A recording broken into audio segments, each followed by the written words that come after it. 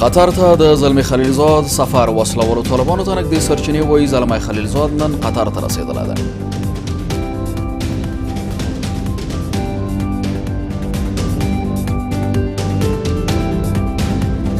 زلمی خلیلزاد طالبانو نه غواړي چې د لږ وخت لپاره د اوربن یا په تشدد کې د کموالي په اړه باندې دوی یو اعلان وکړي. د افغانستان بانک څخه د نورو پیسو غوښتنه. حکومت وایي د افغانستان بانک د نور 10 میلیارد افغانۍ راکړي.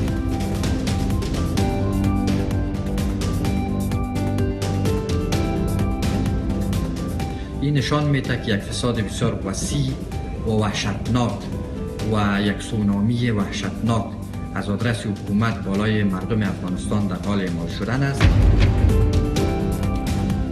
او ایران ته د امریکا متحده ایالاتونو خبرداری. ډونالد ټرامپ وایي که تهران برید وکړي ایران کې به 52 هدفونه منعکس کړي.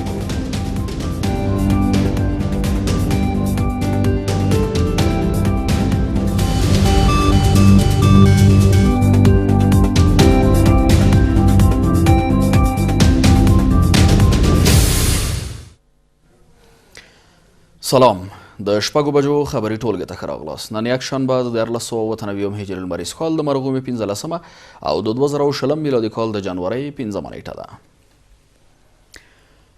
دا هم پوره خبرونه. ویاند سید ادریس سادات. د افغان سولې لپاره د امریکا متحده ایالاتونو ځانګړی استازی زلمی خلیلزاد قطر ته رسېدلی دی. وسلوالو طالبانو ته نږدې سرچینې وایي د خلیلزاد په مشرۍ د امریکا متحده ایالاتونو مذاکراتي پلاوی د یکشنبې په ورځ دوحې ته رسېدلی او ممکن ده دوشنبې په ورځ د سولې پر توافقنامې بحث او خبرې اترې پیل شي. خو د افغانستان لپاره د اروپایي ټولنې استازي ویلي چې په سیمه کې د واشنګټن او تهران ترمنځ راپورته شوې لانجې د افغان سولې پروسه هم له خطر سره مخ کړې ده. د افغانستان په لویو ښارونو کې د جنگ او تشدد د کموالي په تړاو د طالبانو د رهبرۍ توافق ظاهراً د سولې هوکړې پر سر خبرو ته فرصت برابر کړی دی. دوحه کې د طالبانو او متحده ایالاتو ترمنځ د مذاکراتو له جریان څخه باخبره سرچینې وایي چې د افغان سولې لپاره د امریکا ځانګړی استازی زلمی خلیلزاد له طالبانو سره د هوکړې د لاسلیک په تړاو د مذاکراتو د پیل لپاره قطر ته رسېدلی دی. سره له دې چې دغه مذاکرات په رسمي ډول نه دي پیل شوي، خو دې ډلې ته نږدې سرچینې وایي ممکن د دوشنبې په ورځ خبرې بیا پیل شي. زما معلومات دا دي چې زلمی خلیلزاد قطر ته تللی و، لیکن طالبانو سره ناسته نه ده شوې. زما لکه څنګه چې مخکې ویلي شوي چې زلمی خلیلزاد طالبانو نه غواړي چې د لږ وخت لپاره د اوربن یا په تشدد کې د کموالي په اړه باندې دوی یو اعلان وکړي. که څه هم طالب استازي له خپلو مشرانو سره د اوربند او تاوتریخوالي د کمولو په تړاو د مشورو لپاره پاکستان ته تللي وو او ظاهراً د تاوتریخوالي کمیدو په تړاو د طالبانو تصمیم هیلې ډېرې کړې، خو په سیمه کې تازه تحولاتو دغه مذاکرات تر سیوري لاندې راوستي. د افغانستان لپاره د اروپایي ټولنې استازي پر خپله ټویټر پاڼه لیکلي چې په سیمه کې د امریکا او ایران ترمنځ راپورته شوې لانجې د افغان سولې پروسه هم له خطر سره مخ کړې ده. د افغان سولې بهیر نه یوازې د افغانستان بلکې د سیمې په کچه اساسي حل لارو ته اړتیا لري. په منځني ختیځ کې روان تحولات اندېښمنونکي دي او د افغان سولې پروسه له خطر سره مخ کولی شي. سره له دې چې افغان حکومت پر سیاسي قدرت ټینګار لري، خو دغه لوبه په زړه پورې نه ده روانه. مذاکرات از آغاز زیر سایه به اعتمادی هر دو جانب جریان داره.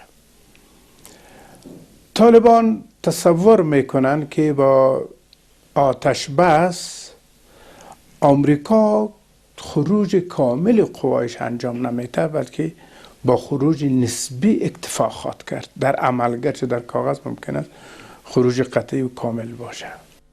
د ملي شورا غړي د امریکا او طالبانو ترمنځ د خبرو د بیا پیل هرکلی کوي، خو وايي دا ځل باید بین الافغاني مذاکراتو ته زمینه سازي وشي. من ګیله من دي چې لومړی پړاو چې هغه د د طالبانو او د امریکایانو ترمنځ په احسن او ښه طریقه باندې ترسره شي او دویم پړاو چې بین الافغاني مذاکرات او د افغانستان د حکومت په زعامت او مشرۍ باندې ترسره کیږي دې ته زمینه برابره شي.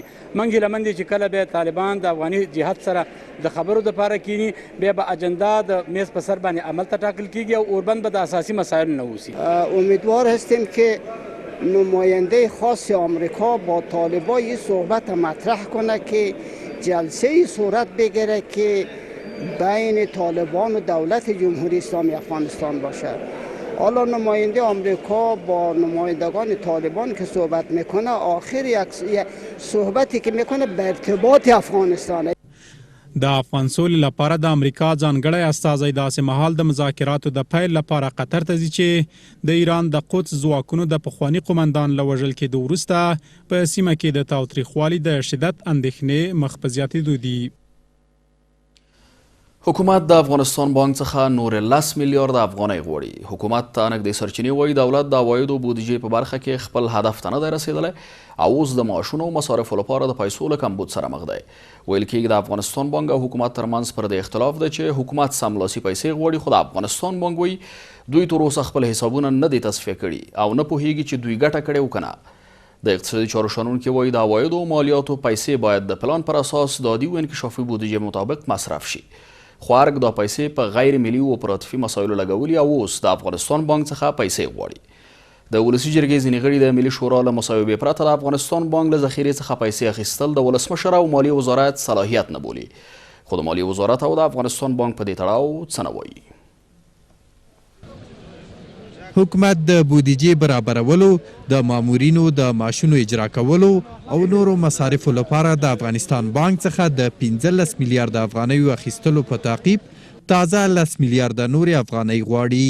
د افغانستان بانک او حکومت ترمنځ پر دې اختلاف دی چې حکومت دغه 10 میلیارد افغانۍ په سملاسي توګه غواړي. خو افغانستان بانک د حساباتو له تصفیې مخکې چې په جوزا میاشت کې ترسره کیږي د پیسو ورکولو ته چمتو نه دی. د افغانستان بانک عالی شورا د یکشنبې په ورځ پر دې مسله ناسته درلوده خو د دې ناستې جزئیات تر اوسه نه دي په ډاګه شوي. حکومت ته نږدې سرچینې وایي دولت د عوایدو او بودیجې په برخه کې خپل هدف ته نه دی رسېدلی او اوس د معاشونو او مصارفو لپاره د پیسو له کمبود سره مخ دی. حکومت عواید را که به عنوان مالیات جمع آوری میکند، عواید را که به عنوان محصولات گمرکی جمع آوری میکند و عواید را که به عنوان یا فروش از خدمات دولتی به دست میاره جمع آوری میکنه.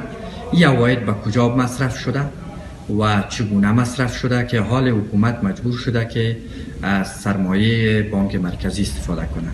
این نشان میده که یک فساد بسیار وسیع و وحشتناک و یک سونامی وحشتناک از آدرس حکومت بالای مردم افغانستان در حال اعمال شدن است. د اقتصادي چارو شنونکي وایي د طالبانو د سقوط پر مهال چې کله کرزی واک ته ورسېد د افغانستان بانک ذخیره 180 میلیونه ډالره وه خو د کرزي په وخت کې دغه ذخیره زیاته شوه او کله چې حکومت اشرف غني ته سپاره د افغانستان بانک ذخیره 1.5 میلیارد ډالره وه. د دوی په باور په تیر حکومت کې د عوایدو او مصارفو ترمنځ یو بیلانس و. حکومت خپله بودیجه خپله برابروله او د افغانستان بانک له ذخیرې نه پیسې نه اخیستې ځکه که دا کار ترسره کړی وای د افغانستان بانک ذخیره له 180 میلیون ډالرو څخه 1.5 میلیارد ډالرو ته نه رسېده. د چارو شنونکي وایي حکومت باید د عوایدو او مالیاتو پیسې د پلان مطابق د عادي او انکشافي بودیجې له لارې مصرف کړي خو ارګ دا پیسې په انتخاباتي کمپاینونو غیر ملي اپراتیفي مسایلو کې لګولې دي نو ځکه اړ شوی چې د افغانستان بانک څخه پیسې وغواړي. حکومت پولهای عواید مالیاتی را که به اساس برنامه و پلان باید به بودجه عادی و انکشافی مصرف شود و بودجه عادی همانا معاش کارمنداست که شما شاهد هستید که در قسمت معاش پرداخت معاش مامورین حکومتی هم در اواخر حکومت کوتاه آمده. این پول در کمپاین ها مصرف کرده، این پول در بعضی از مسائل اپراتیفی سیاسی غیر ملی و سیاسی منحصر به ارگ مصرف کرده. بنابراین مجبور میشه که سرمایه بانک مرکزی را با وجه وزارت مالیه انتقال بده تا معاش مامورین بپردازن و بعضی از مصارف و مخارج قانونی دیگه خود انجام بدن. این عملیه یک عملیه غیر اقتصادی غیر استراتژیک است و یک سونامی بوده. د مالیې وزارت او افغانستان بانک چارواکي په دې اړه څه نه وایي، خو د ولسي جرګې ځینې غړي د حکومت له لوري د افغانستان بانک څخه د پیسو انتقال د ملي شورا د مصوبې پرته د قانون خلاف عمل بولي. دوی وایي ولسمشر او د مالیې وزارت د دې صلاحیت نه لري چې د افغانستان بانک ملي ذخیرې څخه پیسې مالیې وزارت ته انتقال کړي. هغه پیسې چې د افغانستان بانک څخه د ملي ذخیرې څخه مالیې وزارت ته انتقال شوي اصلا بدون د ولسي جرګې د تصویب او مصوبې او د پاس کولو نه د رئیس جمهور او وزیر مالیه صلاحیت نه دی چې دا انتقال کړي. او تر کومه حده چې زه معلومات لرم رئیس جمهور یا حکومت په دې کې د سترې محکمې نظر هم اخیستی دی، د قاضي قضات د افغانستان نظر یې هم اخیستی دی چې دا مطلق خلاف د قانون دی او په دې کې باید حکومت ولس ته او د ولس د ملي شورا ته وضاحت ورکړي. موضوع اساسي ما د حکومت لخوا د افغانستان بانک څخه د پیسو غوښتل په داسې حال کې دي چې د شنونکو په باور حکومت باید د بانک له ذخیرې څخه د پیسو اخیستلو پر ځای خپل عواید ډیر کړي او له همدې لارې خپله بودیجه او مصارف تنظیم کړي. بریټانیا له خپلو اتباعو غوښتنه کړې چې افغانستان ته له ورتګه ډډه وکړي. د بریټانیا د بهرنیو چارو وزارت ویلي چې په بغداد کې د قاسم سلیماني تر وژل کېدو وروسته دوی په سیمه کې د ځینو احتیاطي تدابیرو غوښتونکي دي. د هېواد بریټانیوي وګړو ته ویلي چې افغانستان ته له سفره ډډه وکړي او هغه وګړي چې په افغانستان کې میشت دي باید له پوره احتیاطه کار واخلي. بریټانیا ویلي چې په سیمه کې وضعیت له نږدې څاري او هڅه کوي د ناندریو مخنیوی وشي. دوی تر دې وړاندې عراق ته هم د خپلو وګړو پر ورتګ بندیز لګولی و. مشرانو جرګه وایي له هغو کسانو سره د جدي چلند وشي چې اساسي قانون نقض کړی. د مشرانو جرګې غړي د اساسي قانون 14مې کلیزې په مناسبت وایي افغانستان د نړۍ په کچه غوره اساسي قانون لري خو ډیر وخت دغه قانون د لوړپوړو چارواکو لخوا نقض شوی او باید پر وړاندې جدي چلند وشي. په ورته مهال سناټوران د افغانستان بد امنیتي وضعیت په تړاو اندېښنه ښیي او زیاتوي چې د امنیتي ادارو مسؤلان د روان حالت په کنټرول کې پاتې راغلي دي. د افغانستان اساسي قانون چې له جوړېدو یې تر یوې نیمې لسیزې زیاته موده واوړي ډېری وخت د عامو خلکو پر ځای د حکومت لوړپوړو چارواکو له لورې نقض شوی او د شخصي ګټو لپاره کارول کیږي. مشرانو جرګه د اساسي قانون 14مې کلیزې په مناسبت د عمومي غونډې پر مهال وایي چې افغانستان د نړۍ په کچه تر ټولو غوره اساسي قانون لري خو ډېری وخت د لوړپوړو چارواکو له لورې ورته پاملرنه نه کیږي. د مشرانو جرګې غړي وایي هغه کسانو سره باید جدي چلند وشي چې اساسي قانون یې نقض کړی دی. قانون اساسی از همه کسا شروع از رئیس جمهور از ما شروع و فرد آخر باید به قانون اساسی احترام داشته باشه و کسی خود مسئول بدانند که ما با قانون اساسی مسئول هستیم.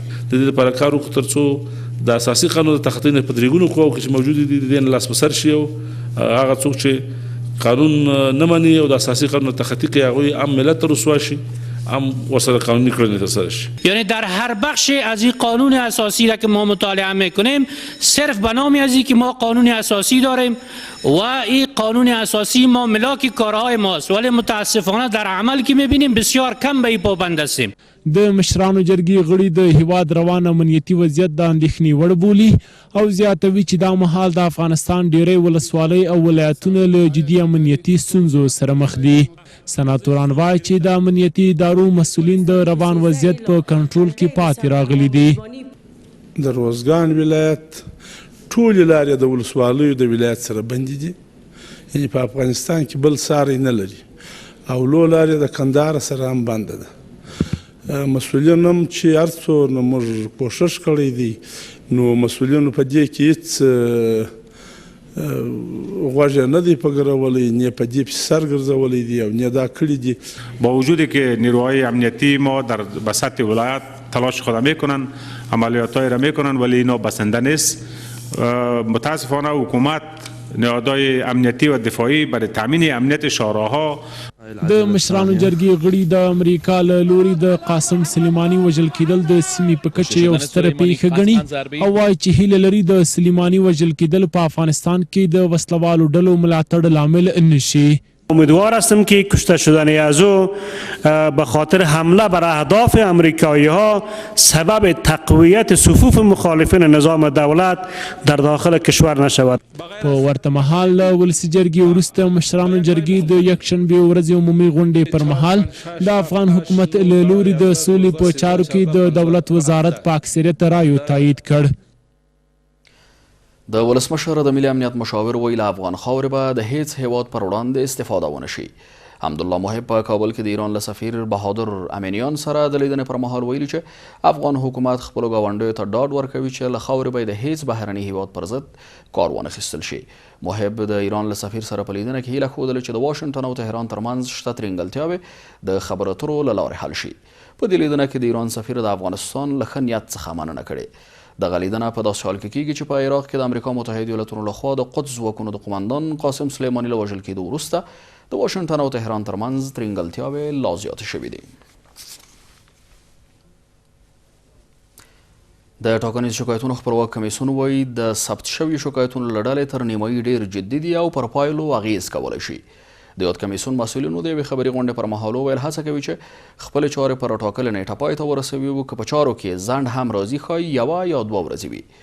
دوی وایي د یکشنبې شپې تر ناوخته به د هیواد په 6 ولایتونو کې د شکایتونو په اړه پریکړه وکړي. خو پر ټاکنو د څوار بنسټونه وایي نیمایي شکایتونه چې ډیر جدي دي او پر اعتراض موجود دی ښایي انتخابات دویم پړاو ته یوسي. د ولسمشریزو ټاکنو په ابتدایي پایلو د شاوخوا 16500 شکایتونو تر ثبتېدو وروسته د ټاکنیزو شکایتونو کمیسیون وایي چې د دې ټولو شکایتونو له جملې تر نیمایي زیات ډیر جدي دي او ښایي پر پایلو اغیز ولري. د ټاکنیزو شکایتونو خپلواک کمیسیون وایي چې دا به مخکې له وخته وي چې وایي ټاکنې دویم پړاو ته ځي، خو په خبره یې چې تر خپلو څېړنو وروسته به نتیجه له خلکو سره شریکه کړي. حدود 8000 رای از شکایت هایی است که بسیار جدی است، یعنی در واقع ممکنه تاثیرگذار باشد ولی باید مورد بررسی قرار بگیره. اسناد و مدارکشان کافی است نیست، بعد در تحلیل حقوقی چی نتیجه‌ای به دست میاد، سرانجام فیصله ها چی خواهد بود. بنابراین هر گونه پیش داوری در این زمینه که بگیم روی نتایج تاثیرگذار است یا نیست فکر میکنم که در شأن قضاوت نخواهد بود. کمیسیون وایي چې جوزجان لومړنی ولایت دی چې د ولسمشرۍ ټاکنو د ابتدایي پایلو تر اعلان وروسته پکې د شوو شکایتونو په اړه پریکړه شوې او د یکشنبې تر ناوخته به په 6 نورو ولایتونو کې هم د شکایتونو په اړه پریکړه وشي.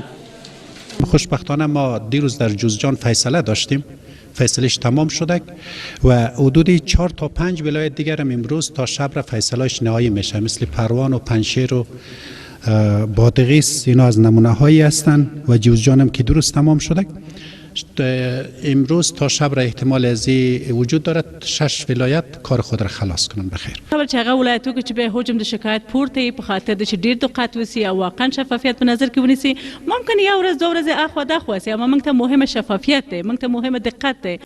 دغه کمیسیون په یو خبري کنفرانس کې ویل چې دوی خپل کار په پوره شفافیت مخ ته وړي او تر ډیره هڅه کوي چې په خپل ټاکلي وخت ټول شکایتونه بررسي کړي. خو دا چې شکایتونه ډیر دي نو ښایي کارونه یې پر ټاکل شوې نیټه ترسره نه شي. په ورته وخت کې پر ټاکنو د څار یو شمېر بنسټونه وایي چې د 8000 جدي شکایتونو ته په کتو دا ټاکنې هیڅ ګټونکی نه لري او د دې امکان شته چې ټاکنې دویم دور ته ولاړې شي. ځینې ناظرین چې موږ ورسره مرکې کړي دي هغوی ویل دي چې دغه انتخابات که په دې شکل شکایت یو صحیح وڅېړل سي دا به ګټونکی ونه لري او دا به حتما دویم راونډ ته ځي.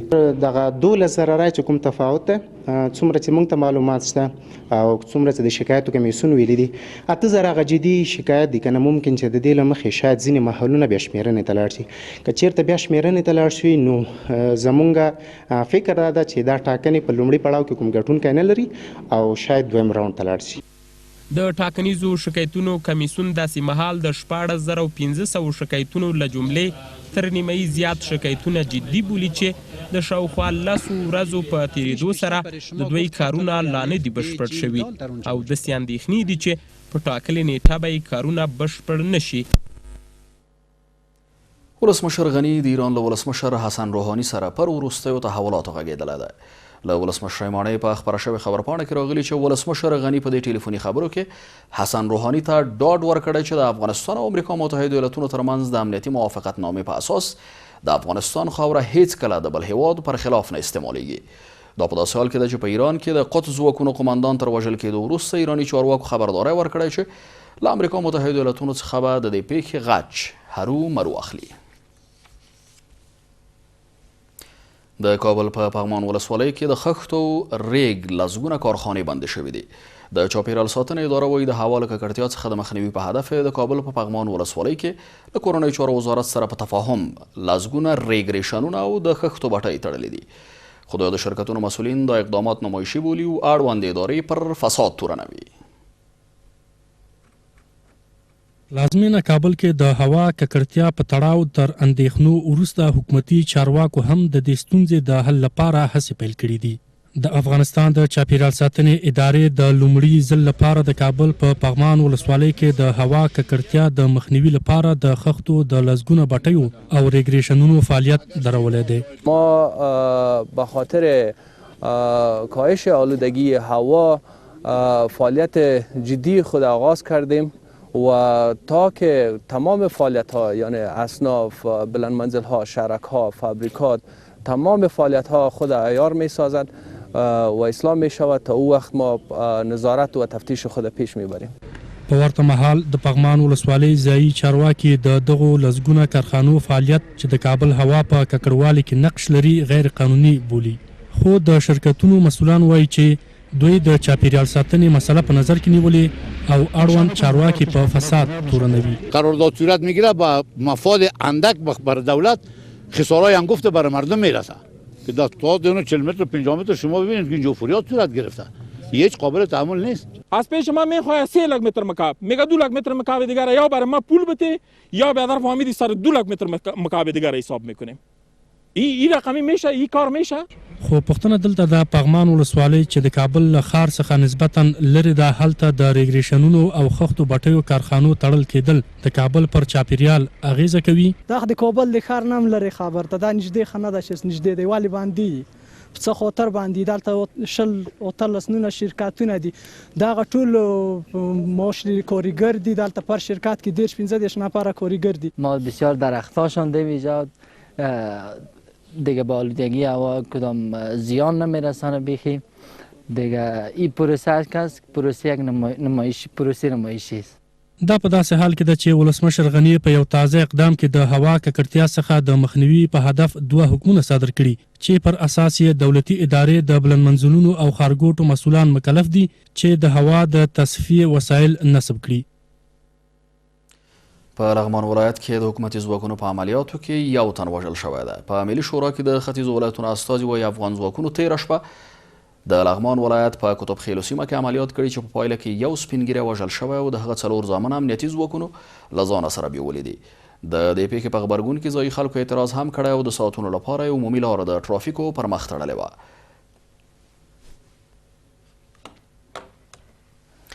افغان چارواکو تر اوسه په دې تړاو څه نه دي ویلي. د کورنۍ خبرونو پر دوام بهرني خبرونه هم تر لږ ځنډ وروسته وړاندې کیږي.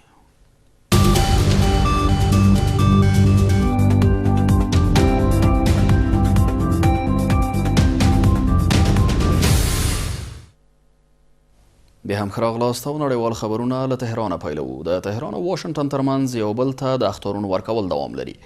امریکا متحده ایالاتونو ولسمشر ډونالډ ټرمپ ویلي که تهران پر دوی د قاسم سلیماني د وژلو په غچ کې برید وکړي نو دوی به د ایران 52 نور اهداف هم له منځه یوسي. ټرمپ وایي د دوی ځواب به خورا چټک او ځپونکی وي. دا په داسې حال کې ده چې د ایران حکومت او د دې هیواد پلوي ملیشو د قاسم سلیماني د غچ اخیستلو ګواښونه کړي دي. د امریکا لخوا د ایران د سپاه پاسداران د خود ځواکونو د قماندان تر وژل کېدو وروسته د دواړو هیوادونو ترمنځ تنش له اوجه نه دی راکوز شوی. قاسم سلیماني د جمعې په ورځ د عراق د پلازمینې بغداد په هوایي ډګر کې د بې پیلوټ الوتکې برید کې ووژل شو او جنازه یې د عراق ښارونو کې د زرګونو پلویانو لخوا تر بدرګه کېدو وروسته د یکشنبې په ورځ ایران ته انتقال او په اهواز ښار کې ترسره شوه. دلته لسګونه زره کسانو د هغه د جنازې په مراسمو کې برخه واخیسته. په ورته وخت کې په ایران سربیره په عراق، سوریه، لبنان، یمن او نورو هیوادونو کې د ایران ملاتړو ملیشو چې سلیماني ورسره نږدې اړیکې پاللې د هغه د غچ د اخیستو ګواښونه کړي دي. په دې لړ کې د یکشنبې په شپه په عراق کې د امریکایي ځواکونو په یوې پوځي اډې د توغندیو بریدونه هم شوي، خو ویل کېږي تلفات نه لري.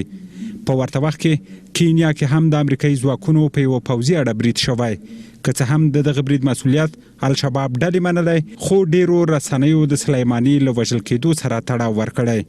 د ایران د پارلمان د یکشنبې ورځې غونډه هم د قاسم سلیماني وژل کېدو ته ځانګړې شوې وه. د ایران د پارلمان غړو د امریکا پر ضد شعارونه ورکړل او دا د ایران د ټول ملت غږ وباله. دا په داسې حال کې ده چې بلخوا د امریکا ولسمشر ډونالډ ټرمپ بیا ویلي که تهران پر دوی د قاسم سلیماني د وژل کېدو په غچ کې برید وکړي نو دوی به د ایران 52 نور اهداف هم له منځه یوسي. ټرمپ وایي د دوی ځواب به خورا چټک او ځپونکی وي. د سیمې او نړۍ هیوادونه بیا له امریکا او ایران دواړو غواړي چې د کړکېچ له ډیرولو ډډه وکړي. بلخوا د عراق پارلمان له د هیواده د امریکایي ځواکونو د وتلو په اړه ځانګړې غونډه جوړه کړې ده. د عراق د پارلمان غړي په دې پریکړه کوي چې آیا حکومت له امریکا وغواړي چې له د هیواده خپل ځواکونه وباسي او کنه. د عراق پارلمان دا موضوع په دې هیواد کې د امریکا متحده ایالاتونو د بي پیلوټ الوتکو په یو برید کې د ایران د قدس ځواکونو د قومندان قاسم سلیماني د وژل کېدو په غبرګون کې راپورته کړې ده. د عراق د پارلمان ځینې غړو ویلي چې په دې هیواد کې د داعش تر ماتې وروسته د امریکا متحده ایالاتونو پوځي حضور ته هیڅ اړتیا نه لیدل کېږي. د امګړۍ عراق کې شاوخوا 15,000 امریکایي سرتیري مېشت دي. په همدې حال کې ایراني چارواکو ویلي دي چې امریکایي ځواکونه به له عراق څخه وتلو ته اړ کړي.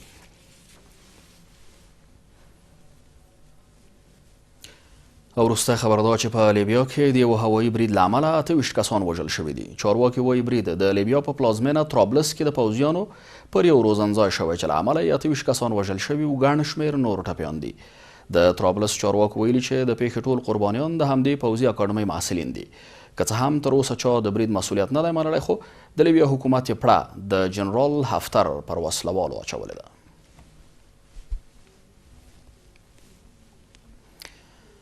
له دې سره سم اوسنۍ خبري ټولګه هم په همدې ځای پای ته رسیږي. له ملتیاو مننه کوم. تاسې د کابل نیوز له پاتې خبري او سیاسي خپرونو سره اوسئ. تر بیا